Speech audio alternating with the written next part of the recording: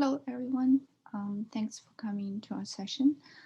This session is Tibetan Buddhism meditation practice, Know Yourself. The session is scheduled as following. First is Khenpo Sodargye's talk. Second is in Buddhism, one realizes the truth of the self achieves enlightenment. The third one, we're talking about Vipassana is crucial to us. The fourth is who we are. The fifth, the highest level of meditation is to know yourself. The sixth is the analytical approach. It's very powerful. The last one is the question, is the mind exist or not exist? What exactly the mind is? First of all, I would like to introduce ourselves. So we are the Tibetan Buddhism practitioners from Larunga Buddhist Academy. This academy was established in 1980s, founded by Khenpo Rinpoche. So since then, it started to become one of the largest and most influential centers for the study of Tibetan Buddhism in the world. It is located in China, Sichuan province. And as you can see in the picture, there's a lot of like small red loft. There was practitioners live there. Thousands of practitioners in the daytime, they go to the hall to study, and they live there. So they have a lot of majors to study with. So we are following the teaching from there. So next, I would like to introduce Khenpo Sodargye. Khenpo Sodargye is from Larunga Buddhist Academy. He's one of the spiritual leaders in Nyingma lineage. So if you're interested in lineage, so you can join another session, which is lineage is very powerful in Tibetan Buddhism. As the Vajra guru and the Dzogchen lineage holder, Khenpo is empowered to transmit Vajrayana teachings and practice. He translated a lot of Tibetan text to Chinese, and here in US, he also has a lot of students. So we are translating from the Chinese to English. So as you can see, the link, khenposodargye.org, there's a lot of Buddhism teachings there. So he has been teaching over past 30 years. So the video I will play, there will be the same name. Khenpo taught a few years ago in one of the lectures in university, in Western University. So after Khenpo's teaching, I will share some, items I think is very important. So we will look more deeply from those items. Okay, now I will play Khenpo's teaching.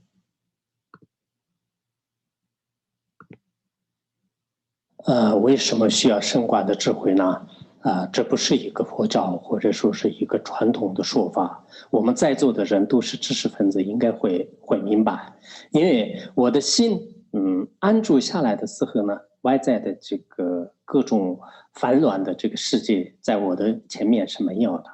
但是我不能这样保持的原因是什么呢？其实一切的来源呢，就是我们的心，我们的心。 我们的心呢，安住的时候为什么没有这些？但安住的这颗心呢，到底是什么样？我们在座的人应该会需要观察。要认识自己的心，就需要认识自己。古希腊哲学家，应该说是柏拉图，他们有一个非常著名的这种格言。 或者说是他们的这个座右铭，那在有一个圣庙叫做是阿波拉阿波罗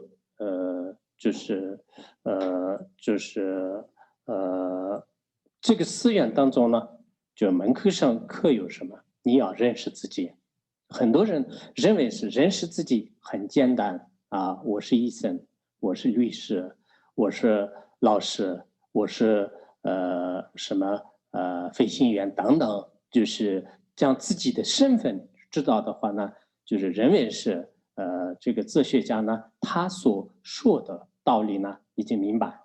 还有些人认为是身体是我，头发是我，或者说是这个家里面的车啊，以及房子啊，自己的这种这个家人啊等等，是我。其实这些都是错的，这些都是我的所有我所的东西，而并不是我。我如果问，到底你是谁，或者说是你在哪里的时候呢？你可能会除了身体以外，你们自己想一想。我问，就到底你是什么？你能不能认识自己？你们可以想一想。平时我们每个人认为我是存在的，当然我们佛教也在明眼的现象当中并不会破坏我，并不是不承认我的。但真正去观察的时候呢，所谓的我呢，恐怕是很难找到的。可能很多人会想我是应该存在的，我的身体啊，我的心啊，我的所有的这些组合就是聚合起来的，就有一个东西，这就是我。但实际上，如果我们分开去观察的时候呢，我没有找到，没分开的时候没有找到的话，那聚合的时候怎么会找到呢？比如说，我们5个人，他每个人都是没有这个钱，那么这5个人聚合的时候呢，这个钱是从哪里来的？所以我们通过观察的时候呢，真正的我呢，恐怕是你们也找不到的。所以最高的禅定呢，实际上是就认识自己。认识自己的时候，大多数都应该认为是我就是我的心，但是我的心呢，我们也照样可以观察。这种观察的时候呢，你如果觉得是我的心存在的话呢，那么心呢，有一个我们的所谓的意识和无根识。那么这些意识呢，到底在身体的哪一个部位存在？我们对上面、对下面、对左边、对右边，整个身体进行剖析的过程当中，也是找不到的。它的颜色、形状、体型去寻找的时候呢，自己也是找不到，就是自己的心。其实这种观察，平时我们非常惯用。当你特别发怒、生气的时候呢，没有观察的时候，好像你特别不舒服，就是心里有一种相当于是爆炸了似的，就是那种嗔恨心，就猛烈的，生气了。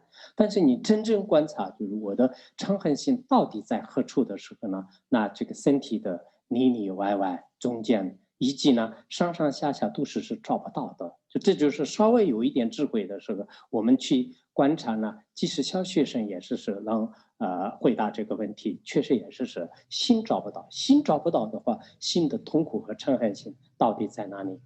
如果我们的心并不是存在一个有的东西的话，那是不是它是一个没有的东西呢？其实也不可能的，因为有和没有呢，就像是东和西一样的，就互相关待而安理的。如果有的心没有的话，那无有的心呢，更是找不到。所以我们认为是心是没有的东西，单空的东西呢，也是不合理的。可能有些人晕了。那如果我们的心也不是有的，也不是无的，那是不是有和无两者居住的呢？这也不可能的。这个世界上呢，不可能有一个相违的东西，也不是有的，也不是无的。那这是叫一种这个相违的，叫三品无体，这种现象呢，也不可能有的。那有和无而这以外的一种法呢，更不可能存在的。在这种情况下，我们有些人觉得是那到底心是什么呢？实际上心是无法用语言来表达，无法用我们的思维去说。它的本体呢，不可思议的一种状态。当我们认识到这种不可思议的状态的时候呢，这就是一种所谓的深层的一些这个修行成就的境界。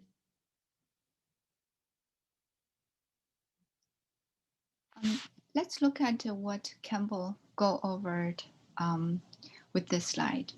So Khenpo started with one phrase: "The unexamined life is not worth living."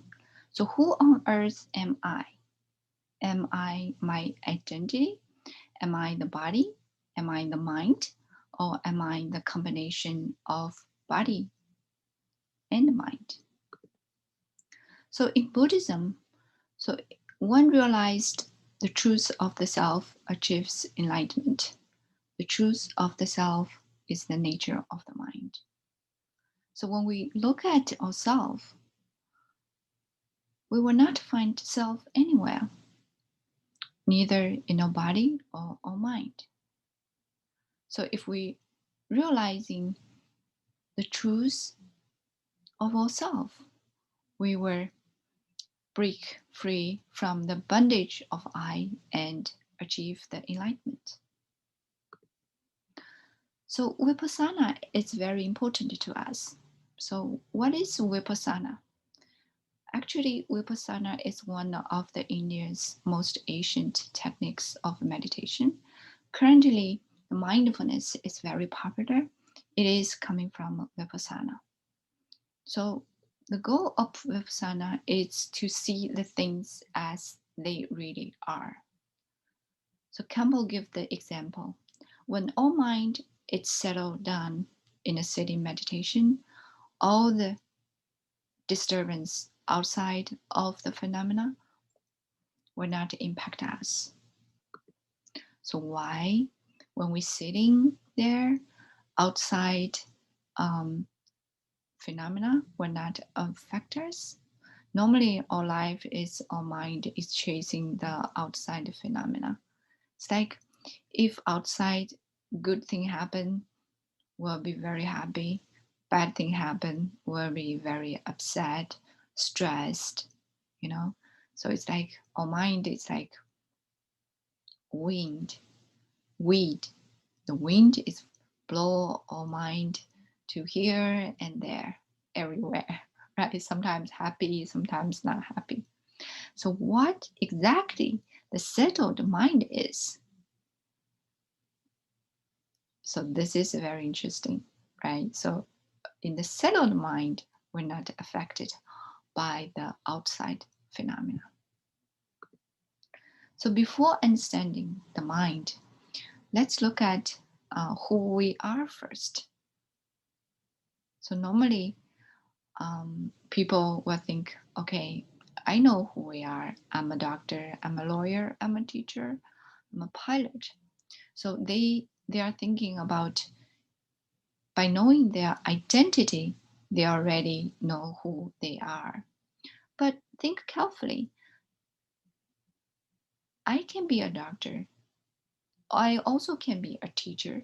Or I can be a doctor and later I can be the teacher. So identity is always changing. So of course, they're not who we are. So some people may think, okay, identity is not us. So the body should be us, right? So if we look at our hair, our head, arms, hands, legs, and also associate properties like my car, my house, my family member, are they true ourselves? They're not, right? If we look carefully, they're not, because things and persons is belong to us. They are mine, but not I. So what exactly we are? Let's continue. So many people think, okay, so the identity is not us. Belongings is not us, right?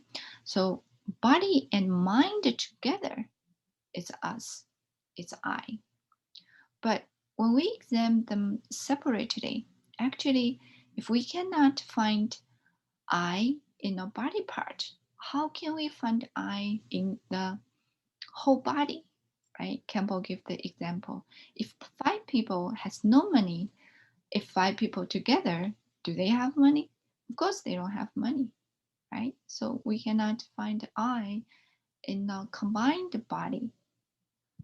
Let's continue look. The mind. So people think, okay, so mind is not, I is not in a body, so ourself must be in the mind, right? Let's look at the mind. Mind has 5 senses of consciousness, including sight, hearing, touch, taste, and smell. And the 6th is mental consciousness. So if we think carefully, if the mind is truly existing, which part of the body do the consciousness reside? So of thought, right? Which body the thought coming from, right? Where is it coming from? The thought. So if we think carefully, look at all our body part, which part has the thought? We cannot find it. We cannot find anything either. The analytical approach is very powerful. So sometimes when we are angry, we can look at our anger is. Where our anger? If we look carefully, we cannot find anger in our body or outside of our body, right? Of course, sometimes we have like anger sensations or body sensations. If we are angry, our head is almost explode, right? So my face is red, all these sensations. But if we look at the anger, where this emotion is, we still cannot find it. So if we say mind is not exist, then is this non-exist? So this is like exist and non-exist are in interdependent concept, like the east and west. So when we look at the concept, normally in this world, we have the concept is depends on each other, right? If we just say tall, and then one side is short, right? They're two paired. If it's not exist, so it is non-exist? Of course not. They cannot, two cannot, they have to both together. They cannot like one yes, one no, right? So mind is not something exist, but also is not something non-exist, right? So if mind is something exist and non-exist, of course, this is not, the both are opposite. They cannot be true in the same time. So is a mind something neither existent nor non-existent? Of course, they're not, right? So the mind is not something exist and something non-exist. Okay, sorry if I confuse everyone. This is like a very deep analytical approach for analyze the this is mind, right? So if you don't understand, you can just skip it. This is need a lot of study for this slide. Okay, so what exactly the mind is, Khenpo said, it is beyond all conceptual thought. So what is the conceptual thought? So for example, after we were born, we are like in daycare, elementary school, middle school, high school, college, right? So all of our growth are fed by all the kinds of informations. Where see those informations are concept, right? So our mind is kind of absorb those concepts and also observe the knowledge, also like online information, like everyone feed us those information concepts. So where our mind is basically like stuck by all the concept. So concept and concept are different, right? Like two people, they feed it with different concept. When the same thing happened to them, they will have different result, right? So let's say lost a job. If one person lost a job with that person's mind, when they process the lost job, they will say probably he will think about, okay, I'm very unlucky. I lost a job. I don't have a job. I don't have income. How I can survive, raise the family, you know. So I don't have money. How I can survive, you know. And if I cannot find the job in 1 year or 2 years, what I'm going to do, right? So those are one result when process this lost job feed, right? So another person probably will think kind of opposite. Okay, I lost a job, so I would take the opportunity to give myself a break. And then I will take this opportunity to learn more advanced techniques. And then probably in the future, I can find a better job. It's better than this one I lost, right? So different conceptual mind produce the different result. So now, like a lot of sessions will talk about positive thought, right? So second one's positive thought. So positive thought were leading to the better result. Negative thought were leading to the more worse result, right? But the mind, the actual of the mind, is beyond this positive thought and negative thought. They are all conceptual thought, right? It's beyond those. When we're meditating, actually, in mindfulness meditating, lots of people knows mindfulness, right? We're saying, okay, let go of the past, let go of the future. So those are conceptual thought. So we kind of stay with awareness. So let the conceptual thought go, right? Some conceptual thought related to the past, some conceptual thought related to the future. We just let them go. And then we will say, don't make a judgment, right? So don't create more conceptual thought. So basically, when we're meditating, we connect to our basic goodness, which is our awareness. And then those conceptual thoughts were falling apart, right? So we were connected to our true nature, right? This is the practice. So what lots of people have experience when you think about something this way before the meditation, and then after meditation, you will think about the same thing the different way, right? That because your conceptual thought falling apart, and then you will be more connected to your true nature. So what the beyond the conceptual thought look like? So I can give you a small example.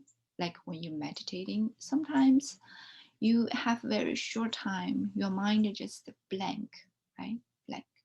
You don't have thought in a very short time, like 1 second, 2 seconds. But your awareness is very vivid. So you know what's going on around you, your thought, everything.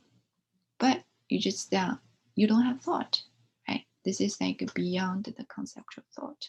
Of course, very short time, the conceptual thought will coming back, emotions, you will continue meditating.